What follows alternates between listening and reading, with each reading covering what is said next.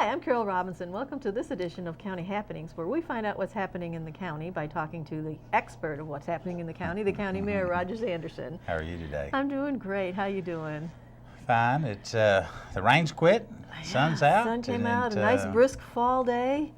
It is time for a fall day. Of course, I love the fall time, the beautiful colors. My husband does too. I like summer. I hate to see the warm weather leave. But when you're sitting in traffic and you can see the pretty trees and the things, it's funny you should say that, because I was with my grandson today, this morning, and we were going from his house to our house, and he said, "Mimi, look at all the pretty leaves," and he starts naming the colors. Now he's only 3 years old, but I just was so impressed that he would even notice the pretty leaves. Every grandmother thinks hers is the cream of the crop. Of course. That's what we're for. I understand. We better not get to talking about grandchildren, because we might have some differences and stories. Lots of things are happening in Williamson County. Just recently, the county commission met and was going to do a bond issuance. In fact, we had our interview this week with Moody's. Moody's is a rating agency, kind of like Dun & Bradstreet or Finch or Standard & Poor's. Before they allow you to go out and borrow money, you have to go through an interviewing process. You have to send them a lot of data and material, financial information, so they rate you. For the last several years, about 8 years now, 7 or 8 years, we've had the distinction of having the highest possible rating in the arena, and that's called a AAA bond rating by Moody's. You might have heard a little about that recently coming out. I think we have. And so we won't go there either, but out of Washington, they're trying to protect their rating, and the county has a AAA bond rating.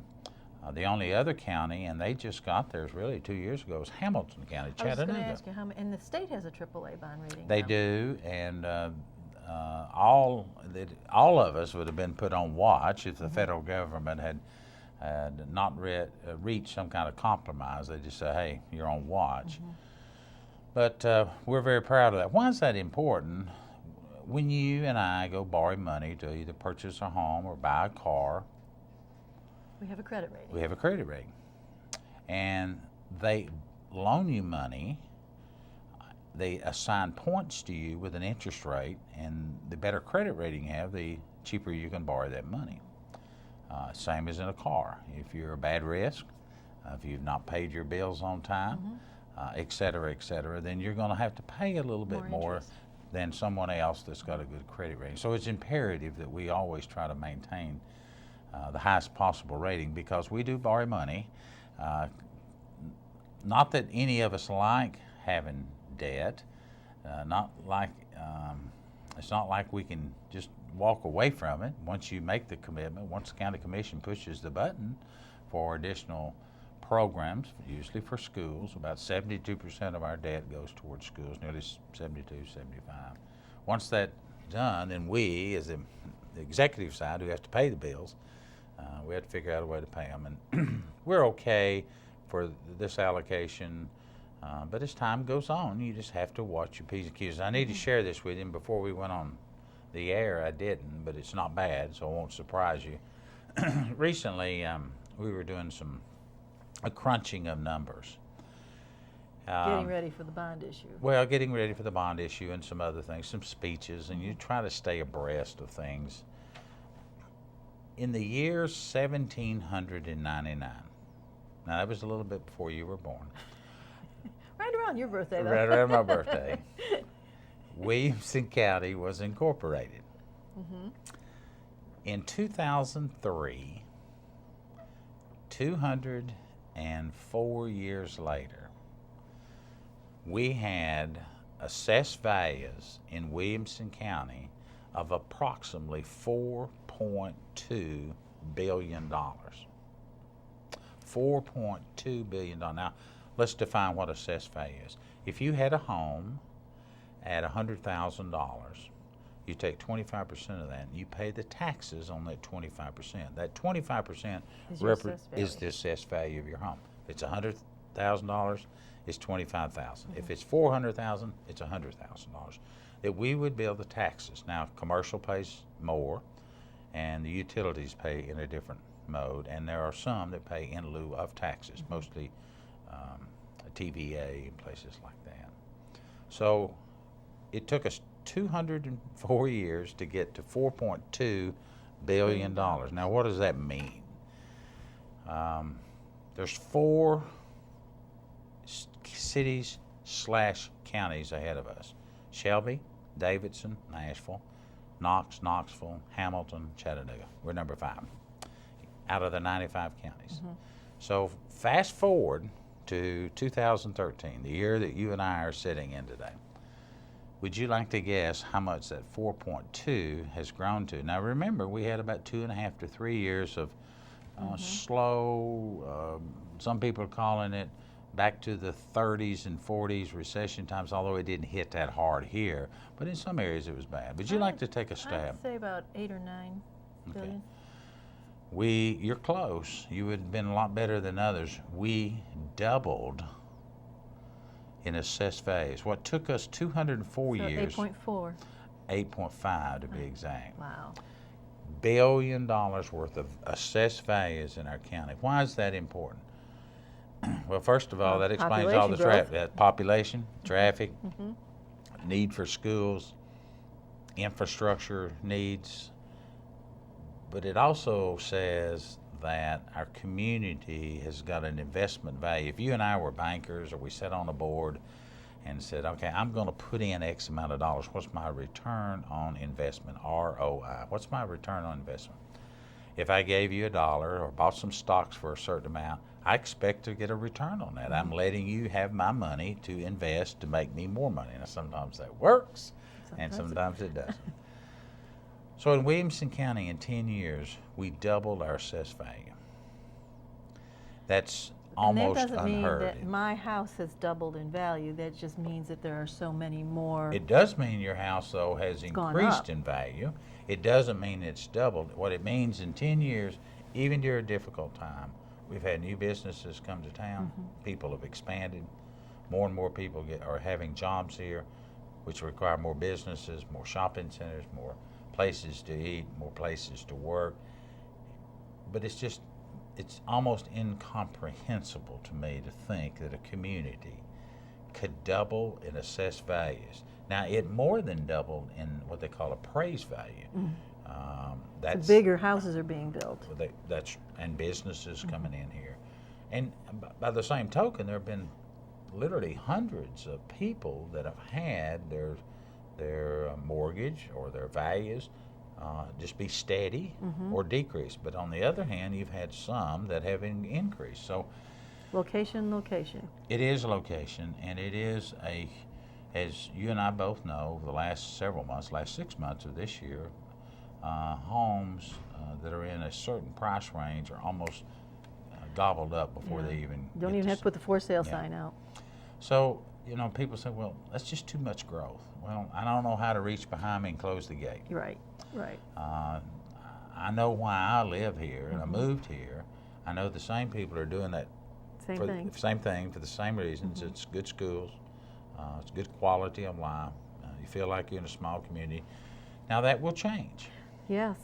But I would love to have been and I was, and you were too. We were doing this show 10 years ago. Neither one of us would have dreamed that our assessed value. We were surprised doing it then how much it had grown.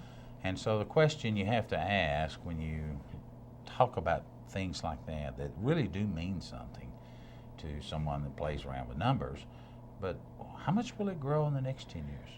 And I'm hearing some mighty big predictions. They're predicting that in the year 2040, our town will double in population. Now, we did not double in population. We had a 45% increase. But if we double by the year 2040... That means the number we are now, it's then again. That's correct. So we've got, 190,000 in the county? So it would be 380,000? Over 500,000, or over 250,000. Yes. Over a quarter, closer to 400,000 people in our community by the year 2040. I'm probably not going to worry about it in 2040. um, I would like to say that that I'm able to sit up in age 20, 40, much less think and plan. But my point is that's why you have good procedures, comprehensive land plans, zoning. You have all of these qualities because they're coming. And the old expression, if you build them, they'll come. Well, they're coming. Yeah. We built, in 10-year window, we built approximately 13 new schools. Well, we did funding the other night for a couple more. Another high school, elementary, maybe a K-8 school, Nolensville. And the K-8 school, is that as well as the elementary, or an elementary and we need an or a K? We need another elementary school in Spring Hill. We need either an elementary or a K-8 in Nolensville, which they already have one K-8. Right. And they need a high school. And they have two elementaries over there. That area is absolutely exploding. It's another Spring Hill. Yes. And that's why you can't answer the question, at what point is the magic time that you no longer borrow money? Well, the correct answer would be today. Today, just like in your household and my household, I'm making the obligations. I'm feeding myself. I'm paying the bills. I'm living within my means. So therefore, if everything just stayed constant like today, I could make it in my home for a long period of time. Government could say that same thing. But when you start adding on more debt, and then you have this growth, people come, got to build new schools. It's a leapfrog effect. So what does this almost $100 million bond issue mean to our debt? Okay. Well, we've currently got about $500,000 worth of debt, 460 some odd thousand. Of this $100 million bond that's coming, 30 of it is for the hospital. They'll pay it. Okay. So that means that 70. leaves 70. And then we're paying off this year $40 million in debt. So 40 from 70 is 30. So we're really, the net effect this time next year, if we don't do anything else, we would have put on another $30 million in debt. But you never catch up doing that. Yeah, but it's still, now we'll have $70 million of debt. We'll have, the net effect this time next year will be less than 70 million because you've got 100, hospitals paying 70. Then you're paying off 40 from the prior years. $40 million is coming off the book. So 40 from the 30, you'd have less. So is part of the bond to pay that 40? No. Okay. During this time next year, we will have paid off $40 more million worth of debt. Okay. So we don't put any more on this time next year, we should have $30 million of new debt that we've added on the books. Well, in theory, we will have other projects. And but today, if you ask me, we're going to bond council. The county commission said, let's go. Let's see what kind of rate we can give. We feel like we're going to get a very favorable rate. This will be for new schools, additions to schools. It'll be for public safety building that we've been working on for about 3.5 years. But if we continue to grow in the assessed value, which is how we calculate our penny rate, $2.31 in the county, then that number may come down. So it is a very complex issue. The question is, do we manage it? Moody's says we do. Our bank accounts say we do. The people moving in here, they sure like what they see. My assessment is it's a juggling act. We don't want to get too far. We don't want to get to the point, though, that we've got portables at all of our schools, which this year we do have quite a few portables. In Lipscomb area, we've got quite a few portables out there because we're seeing backfill of these older communities now. So how do you handle it all? Well, you say no the best you can. You try to manage. You work hard to get people to understand that we just can't have everything, and do those projects that we need to do. But at the same time, the safety building, providing safety, training. And talk about what the public safety building is. I know we've spoken about it before, but as long as we're talking money and investments, everybody knows what a school's for. What is the public safety building for? The public safety building will be located off of Beasley Drive on a piece of property we own, so we didn't have to buy that. The public safety building will house our emergency communication district.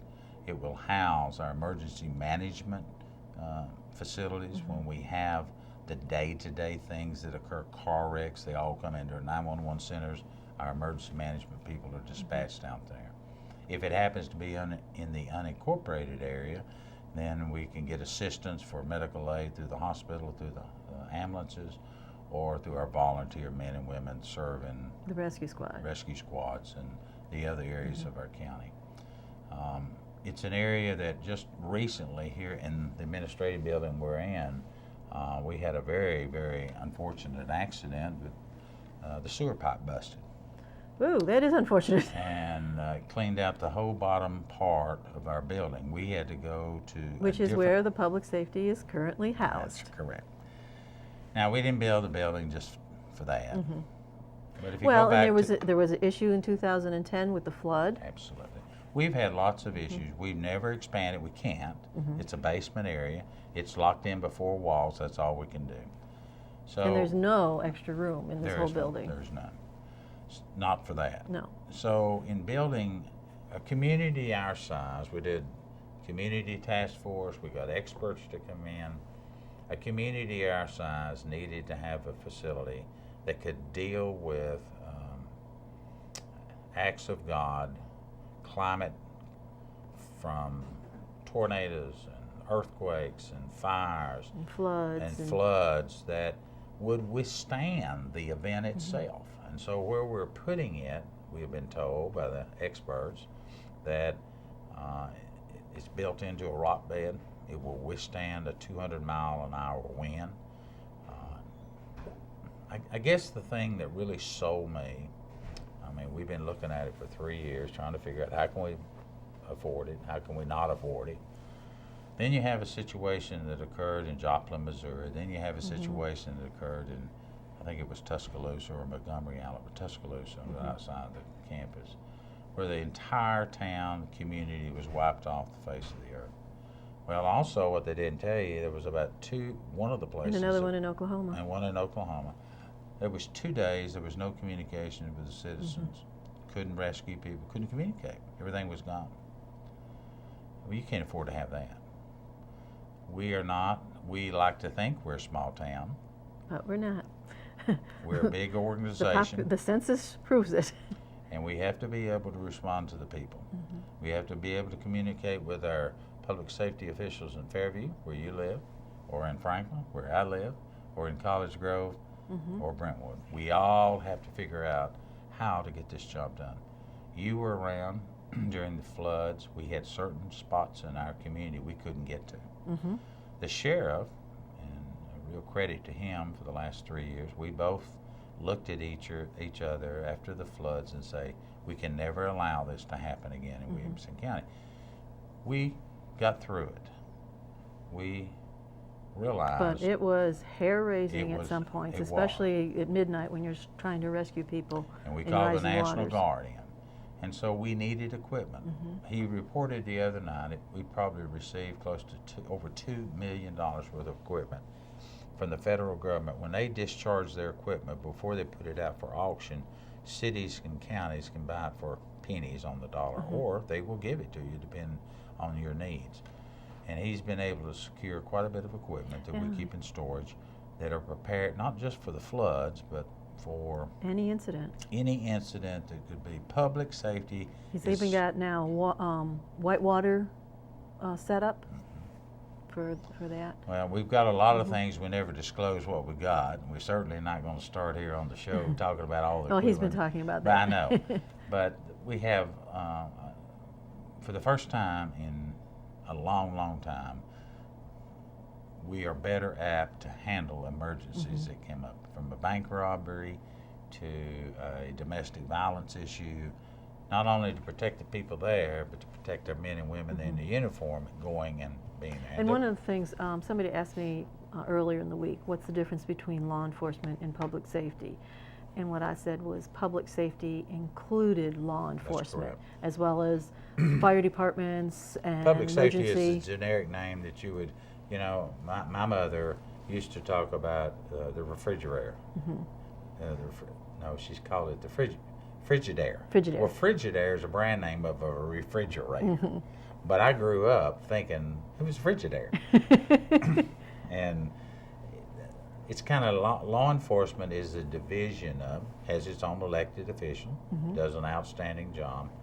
But we've got other things that fall under public safety, 911, emergency communication, which is really the hub of everything you do. Right. Your rescue squads, so many risk management, so many things fold back up underneath the title of public safety. Public safety can be public health. Mhm. If you and I remember a few years ago, there was a big push about getting people vaccinated Mhm. and what would happen if a particular germ got loose and got into our Yeah. country. So that's all of public Mhm. safety.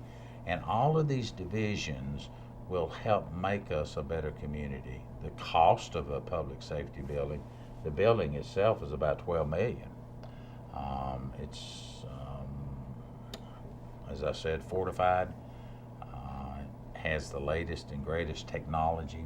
It's the ability to communicate. Even when all communication is down, we'll have the ability to communicate if we had nothing else than the old SOS. Mhm. That we can find, we Some can way to get- dispatch, we can try to figure out, and our cities and counties all come together. Whether we like to admit it or not, our pecking order is the following: federal, state, county, cities. Now, that's not always the best model, but No. that's the way the funding flows. Mhm. And so the feds send the money to the states get it to the counties and cities, but more cases than not, our county is responsible for so many things that the cities are not, but we all need to work together. We need the cities. Oh yeah, yeah, because you're going to need their personnel, their law enforcement and public safety people, fire departments and stuff, and you all need to be able to communicate together. Even our health care, which was the hospital is going to, according to Don Webb, the CEO, they're working out an arrangement with Vanderbilt that would bring Children's Hospital to our campus. Now the hospital has to pay its own bills. Very controversial with some people, but the fact of the matter of it is, it's the only hospital in our county, and it serves the needs of the community. Now it has other branches that it owns an office building over here, primary docs, or it owns a building over here of something else. But hospital in a time of emergency, as you well know, is part of public safety. Mhm. Getting your injured, sick, whatever they may be, to your hospital and being able to deal with that in a very systematic way. And so everyone has written plans on what happens, and that's part of public safety too. And well, as long as we're going on public safety, we've got a new judge. Yes, we do. In fact, when I get through this taping, I've got to, Judge Al Nations retired. He said he wanted to spend more time doing something else than ruling from the bench. Mm-hmm. And I think he had been there since 1994, if I remember correctly. Done a very good job. And so he stepped down from the bench on September the 30th, and that opened up an opportunity for somebody to have to be appointed by the county commission. Most things that happen in the county are appointed by the county commissioner, but so they appointed one of the county commissioners who was a lawyer and had extensive legal background. He'd never been a judge, and so they appointed one of the county commissioners, Ernie Williams, from the 9th District, Grassland area, to serve out the rest of Judge Al Nation's term, which ends August 31, 2014. Ernie's already said up front he's not going to be a candidate. He's going to be a caretaker. He would like to finish out his time in the legal profession as being a judge. He's indicated he's going to work real hard to keep the caseload down, and so that when the next person, male or female, comes in. If you're interested in running to be a judge in Williamson County, there'll be an open seat there next year. And Ernie has been with the county commission how many years now? Ernie's been with us about 10 years. Ernie's wife, Nancy Williams, had an untimely death. And she was a county commissioner. And she was a county commissioner about 10 years for that. She was actually replaced, if my memory serves me correct, she actually replaced Charles Sargent, but I'm not real sure. Charles was a county commissioner in that area. I'm trying to think, and I think you're right. I was trying to remember who she replaced, and I think it was Charles. Charles is, of course, he's been at the legislature for 16 years, so there may have been another break in there. But she served, and then she ran, and as I said, she had an untimely death. She was actually playing tennis, and she was picture of health. Picture of health, and so we had to appoint somebody, and Ernie indicated, well, he'd like to finish out his. I'm sure he knew what was going on through his wife. I'm sure he did. He's like most men. We're going to hear about it. Yeah. So he served very good. He was our budget chairman this last year. Ernie's very knowledgeable of parliamentary procedure and the law, and has done a good job. I'm sure he'll do a great job on the bench for the period of time that he's there. But it's my understanding, I know of at least 4 people already that are going to run for judge for that seat. Yeah, I next see them year. coming to a lot of different events all of a sudden. Pancake breakfast and barbecue suppers will get you introduced to the candidates real fast. Exactly. So we won't be seeing. So there'll be an open seat also on. It's already open. The moment he was confirmed by the county commission, and I think the vote was 13-4. That's not correct. 23 minus 6 is I think it was 16 or 17 to 5 or 6. He got the lion's share. He got 2/3 of it right out of the gate, so there was no more vote. And so the moment he was voted in, he accepted it. He had to come down off the county committee. Now he sat there the rest of the evening, but he couldn't vote. And so in January, you're also going to have to appoint a new commissioner. Yeah, the law gives you a certain amount of time. I think it's 120 days. We don't meet in December. The county commission does not meet in December at all. So if you don't get it done in November, it's got to wait till January. Right. And that nomination will be brought forth by County Commissioner Mary Brotman. And she may wait till February. And next thing you know, you got an election next year. And so that person's going to have to run again. If they get appointed, they're going to turn right around and have to run. Yeah. So if anybody's interested, contact the administrative complex. That would be a good place. We'll get the information. If you know somebody wants to be a county commissioner in the Grassland district, you go out Hillsborough Road, it's on the left, 9th district. Okay. And that's it for this month's county happenings, and we'll see you next time.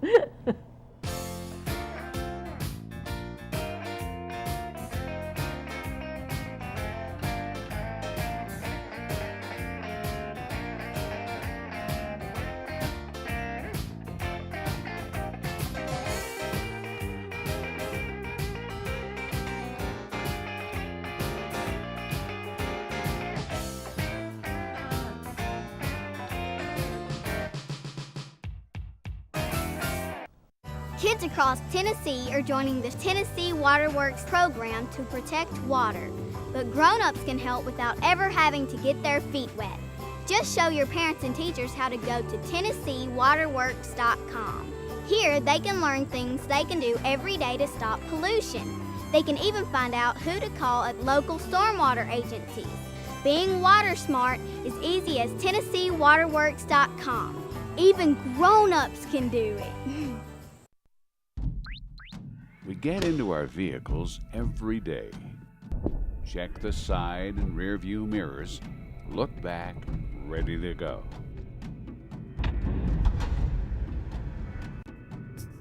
But wait. Behind the vehicle are 62 children, and not a single one could be seen. Technology already exists that can eliminate the blind zone. Please protect your children and equip your vehicle. Don't back blind. See the children.